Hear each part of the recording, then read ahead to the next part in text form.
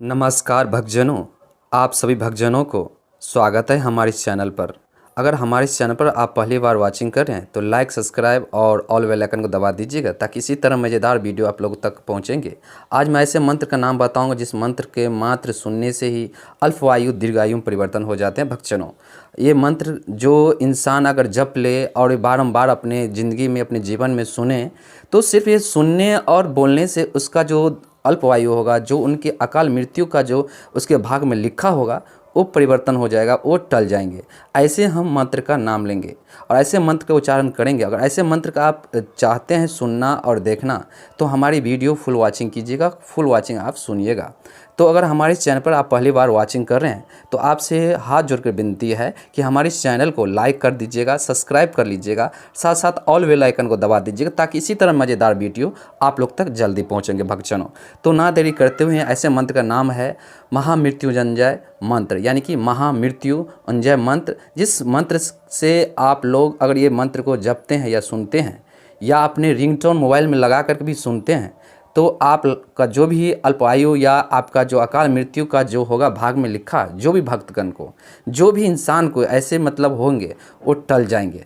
तो ये सिर्फ मात्र ये मंत्र सुनने से ये सब कुछ जो है अल्पायु दीर्घायु में परिवर्तन हो जाते हैं। आज उसी मंत्र को लेकर आए हो भक्तजनों, तो हमारे इस चैनल पर आप बने रहें और फुल वॉचिंग करें और इस मंत्र का जाप का एक अनुसरण करें और सुने। तो जैसे कि महामृत्युंजय मंत्र का जो नाम हम लेंगे, सबसे पहले ओम नमः शिवाय, इसका एक बार 5 बार आप 108 बार या 5 बार कम से कम जप लीजिएगा। महामृत्युंजय मंत्र का शास्त्रों से इसे महामंत्र भी कहा गया है, सबसे बड़ा मंत्र का नाम भी दिया गया इसे, क्योंकि इस मंत्र के जब से व्यक्ति निरोगी रहता है, यानी जो इसका पास अगर ज़्यादा दुख है, अगर इस मंत्र को सुनने से ही निरोगी मतलब रोग, यानी जिसके पास रोग है वो निरोग हो जाते हैं। इसलिए इसे लंबी उम्र और अच्छी सेहत का मंत्र भी कहा जाता है। महामृत्युंजय मंत्र की उत्पत्ति और इसकी कथा, क्यों महामृत्युंजय मंत्र कब से आया और क्यों इस भूगलोक पर, इस मतलब पृथ्वी पर ऐसे मृत्यु लोक पर आया और इस मंत्र से मात्र सुनने से ही टल जाते हैं, आज उसी को मैं भक्तजनों आप लोगों को बताऊंगा। कहीं पर त्रुटि हो जाए तो इसके लिए मुझे क्षमा कीजिएगा और मैं क्षमा प्रार्थी रहूँगा। तत्पश्चात महामृत्युंजय मंत्र की उत्पत्ति और कथा मैं सुनाने जा रहा हूँ भक्तजनों, तो कृपया ध्यान से सुने।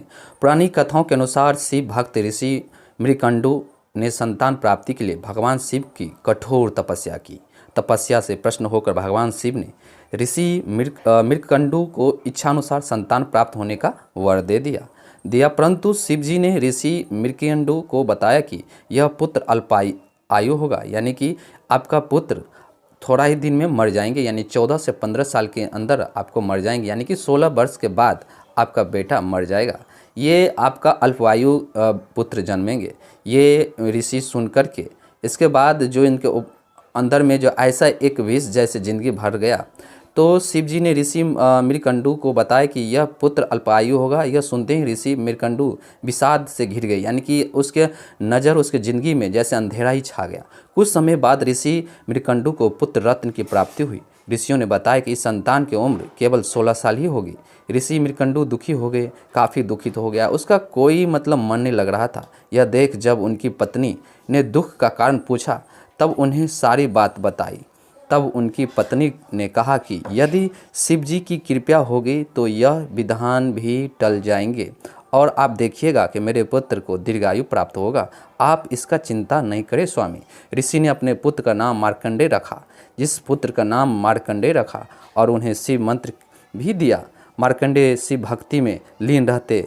जब समय निकट आता गया तो ऋषि मार्कंडेय और ऋषि मृकंडु ने उनके पुत्र जो थे उनसे कहा, जे पुत्र, जब समय निकट आया तो ऋषि मृकंडु ने पुत्र की अल्पायु को बात पुत्र मार्कंडेय को बताई। साथ ही उन्हें यह दिलासा भी दी कि यदि शिव जी चाहेंगे तो ये जो आपका अल्पायु वाले जो है आपके भाग में वो टल देंगे और टल जाएगा।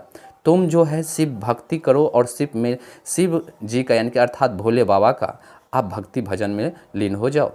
माता पिता का दुख को दूर करने के लिए मार्कंडेय ने शिव जी से दीर्घायु का वरदान पाने के लिए शिव जी आराधना शुरू कर दी। भक्तजनों, मार्कंडेय जी ने दीर्घायु का वरदान की प्राप्ति हेतु शिव जी की आराधना के लिए महामृत्युंजय मंत्र की रचना की और शिव मंदिर में बैठकर इसका अखंड जाप करने लगे भक्तजनों। समय पूरा होने पर यानी कि मार्कंडेय के प्राण लेने के लिए यमदूत आए, परंतु शिव की तपस्या में लीन देखकर वे यमराज के पास वापस लौट गए भक्तजनों। पूरी घटनाएं बताई। तब मार्कंडेय के प्राण लेने के लिए स्वयं भगवान साक्षात यमराज जी आए। यमराज ने जब अपना पास जब मार्कंडेय पर डाला तो बालक मार्कंडेय शिवलिंग से लिपट गए। ऐसे में पासा गलती से शिवलिंग पर जा गिरा। यमराज की आक्रामकता पर शिव जी बहुत क्रोधित हुए और काफ़ी विशाल यानी पृथ्वी पर हलचल मच गई और यमराज से रक्षा के लिए भगवान शिव प्रकट हुए। इस पर यमराज ने विधि यानी कि इसके बाद जो है यमराज भगवान ने विधि और नियमों का याद दिलाया भगवान शिव को। इसके बाद जो हैं जो कहा कि हे दुखहर्ता, हे सुखहर्ता शिव जी, आप ही तो जानते हैं कि इस पृथ्वी लोक पर सभी भक्तजनों को आप ही तो मृत्यु दंड देते हैं और उसका मैं ले जाने का एक मैं कार्य करता हूं और सेवा का आप ही सेवा हूं शिव जी। तब शिव जी ने मार्कंडेय को दीर्घ आयु का वरदान देकर विधान ही बदल दिया। साथ ही यह आशीर्वाद भी दिया कि तुम जब भी मतलब भक्तगण अगर आप मार्कंडेय की अल्पवायु वाली घटनाओं को अगर आप कथित होकर के आप इसका सुनते भी हैं और बोलते भी हैं तो अल्पवायु होंगे जो भी इंसान को टल जाएंगे। तब शिव जी ने मार्कंडेय जी को यानी मार्कंडेय को दीर्घायु का वरदान देकर विधान ही बदल दिया। साथ ही यह आशीर्वाद भी दिया कि जो कोई भी इस मंत्र का नियमित जाप करेगा वह कभी अकाल मृत्यु को प्राप्त नहीं होगा। तो जैसे कि ऐसे मंत्र का नाम है संपूर्ण महामृत्युंजय मंत्र, जिस मंत्र के नाम सुनने से मात्र सभी दुख दूर हो जाते हैं। तो इस मंत्र का मैं उच्चारण करूँगा भक्तजनों, तो कृपया आप सुने। जैसे कि ओम होम जू स ओम भूर्भुवः ओम त्र्यंबके यजामहे सुगंधित पुष्टवर्धनम उर्वारुकमिव वंदनामिरि मृत्योर्मुक्षीमामृतान्तम् ओम स्वः भू ओ भू ओम सः जूम होम ओम।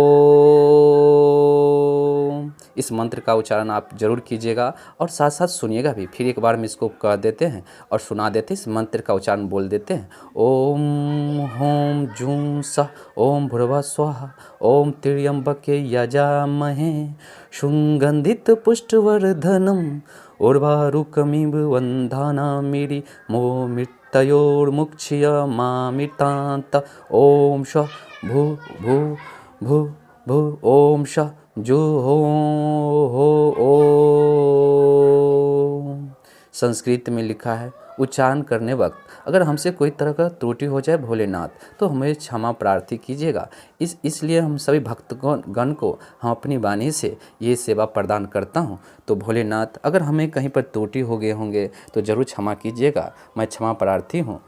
तो इसके साथ आप ये मंत्र उच्चारण करते हुए भगवान से क्षमा प्रार्थी कीजिएगा और सुनिएगा और आपका कोई भी दीर्घायु किसी भी प्राणी को होंगे ये मंत्र मात्र सुनने से ही टल जाएंगे भक्तजनों। तो आज के लिए इसी मंत्र पर अपनी वाणी को समाप्त करता हूँ भक्तजनों। अगली वीडियो आप लोगों को किसी दिन मज़ेदार मिलेंगे। अगर थोड़ा भी अच्छा लगा होगा तो लाइक सब्सक्राइब फुल वॉचिंग और शेयर कीजिएगा ज़रूर भक्तगणों। जो कि हमारी आप लोग का ही आप एक ऐसे भगवान की तरह सेवा पब्लिक होते हैं मतलब भक्तगण होते हैं, उनकी चरणों में नमस्कार करता हूँ, बारंबार नमस्कार करता हूँ। तो इसी के साथ मैं अपने वाणी की यहीं पर समाप्त करता हूँ। जय भोलेनाथ।